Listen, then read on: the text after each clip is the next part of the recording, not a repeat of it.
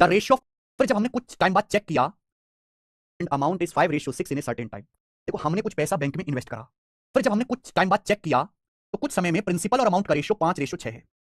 और 5 साल के बाद, आफ्टर 5 ईयर, 5 साल के बाद ये प्रिंसिपल से अमाउंट का रेशियो 4:7 हो जाएगा। कितने साल के बाद? 5 साल के बाद। पूछा ब्याज की दर क्या है। एक बात सुनना, अमाउंट होता है principal plus simple interest. Amount हर साल बढ़ता जाता है, क्यों? कि हर साल जो है सिंपल इंटरेस्ट ऐड होता रहेगा। लेकिन प्रिंसिपल तो सेम होना चाहिए ना। अगर आपने कुछ पैसा इन्वेस्ट किया है तो प्रिंसिपल तो सेम होना चाहिए। यहां 2 रेशियो है, यहां प्रिंसिपल 5 है, यहां 4 है। ये अलग अलग है, ये गलत बात है ना। तो प्रिंसिपल को सेम बनाना पड़ेगा। और मजे की बात यह है कि अगर प्रिंसिपल 100 बन जाए, 100, तो डायरेक्ट आंसर परसेंटेज में आएगा। यहां डाटा इजी है, 5 और 4 को 100 बनाना आसान है। तो प्रिंसिपल को 100 बना लीजिए। 100 बनाने के लिए 20 से गुणा, 20 पंजे 100, 20 छिक्का 120, 20 पंजे 100, 20 छिक्का 120। यहां 100 बनाने के लिए 25 से गुणा, 25 चौका 100 और 25 सत्ते 175। 25 चौका 100 और 25 सत्ते 175, यानी कि बच्चों आपका प्रिंसिपल कितना है? 100।